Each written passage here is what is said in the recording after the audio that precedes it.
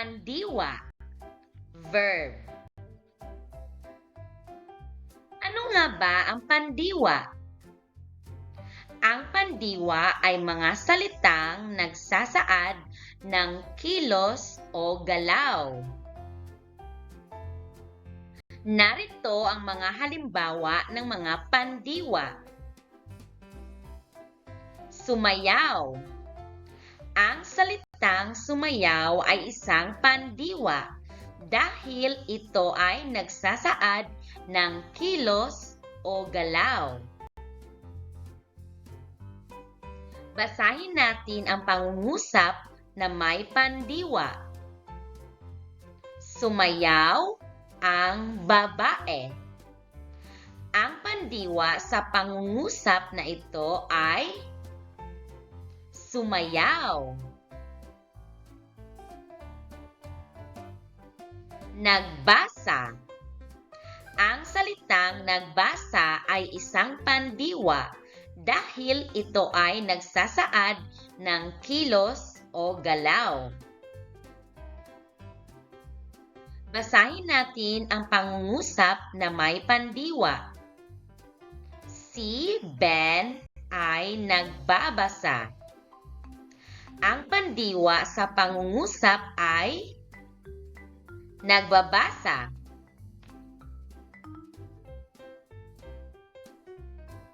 Naglalaro. Ang salitang naglalaro ay isang pandiwa dahil ito ay nagsasaad ng kilos o galaw. Basahin natin ang pangungusap na may pandiwa. Naglalaro ang mga bata. Ang pandiwa sa pangungusap ay naglalaro. Lumalangoy. Ang salitang lumalangoy ay pandiwa dahil nagsasaad ito ng kilos o galaw. Basahin natin ang pangungusap na may pandiwa. Lumalangoy ang mga isda. Ang pandiwa sa pangungusap ay lumalangoy. Kumanta. Ang salitang kumanta ay pandiwa dahil nagsasaad ito ng kilos o galaw. Basahin natin ang pangungusap na may pandiwa. Kumakanta si Maria. Ang pandiwa sa pangungusap ay kumakanta. Natulog. Ang salitang natulog ay pandiwa dahil nagsasaad ito ng kilos o galaw. Basahin natin ang pangungusap na may pandiwa. Ang bata ay natutulog. Ang pandiwa sa pangungusap na ito ay natutulog. Naglalaba. Ang salitang naglalaba ay pandiwa dahil nagsasaad ito ng kilos o galaw.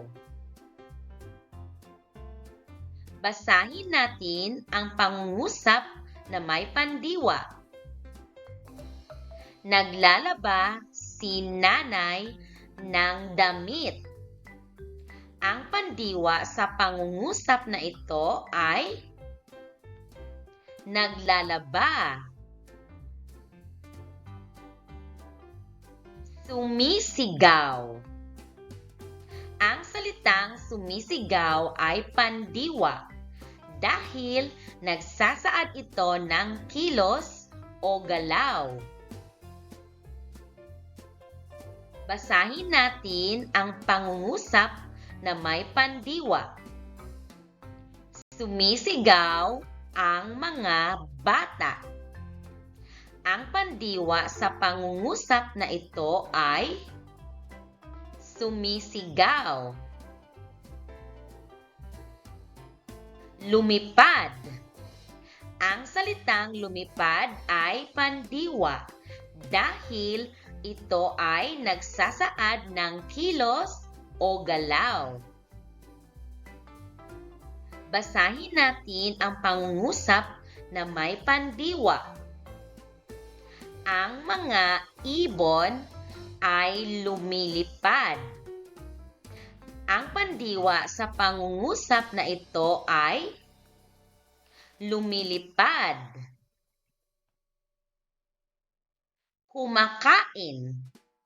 Ang salitang kumakain ay pandiwa dahil ito ay nagsasaad ng kilos o galaw. Basahin natin ang pangungusap na may pandiwa. Kumakain ang bata. Ang pandiwa sa pangungusap na ito ay kumakain. Nakaupo. Ang salitang nakaupo ay pandiwa dahil ito ay nagsasaad ng kilos o galaw. Basahin natin ang pangungusap na may pandiwa. Nakaupo ang lalaki. Ang pandiwa sa pangungusap na ito ay nakaupo. Nanghuhugas. Ang salitang nanghuhugas ay isang pandiwa dahil nagsasaad ito ng kilos o galaw. Basahin natin ang pangungusap na may pandiwa. Nanghuhugas ng pinggan si nanay. Ang pandiwa sa pangungusap na ito ay nanghuhugas. Nagsulat. Ang salitang nagsulat ay pandiwa dahil nagsasaad ito ng kilos o galaw. Basahin natin ang pangungusap na may pandiwa. Ang bata ay nagsusulat. Ang pandiwa sa pangungusap na ito ay nagsusulat. Mahusay mga bata! Ngayon, ipapakita ko muli ang mga larawan at tukuyin kung anong kilos ang ipinapakita sa bawat larawan.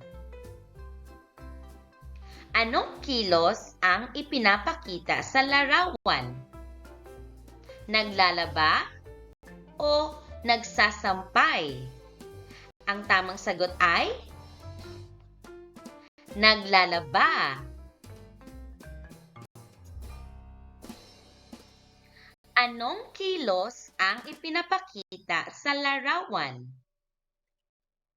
Umawit, sumasayaw. Ang tamang sagot ay sumasayaw. Ito naman, anong kilos ang ipinapakita sa larawan? Natulog o nagsusulat? Ang tamang sagot ay nagsusulat. Anong kilos ang ipinapakita sa larawan? Naglalaro o lumalangoy? Ang tamang sagot ay naglalaro. Ito naman, anong kilos ang ipinapakita sa larawan? Nakatayo o nagbabasa? Ang tamang sagot ay nagbabasa.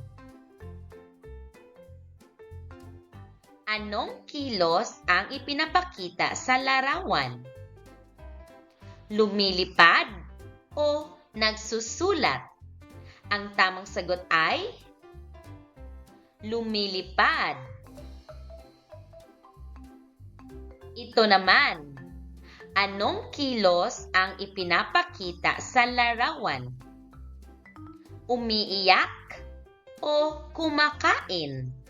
Ang tamang sagot ay kumakain. Anong kilos ang ipinapakita sa larawan? Sumigaw o natulog? Ang tamang sagot ay natulog.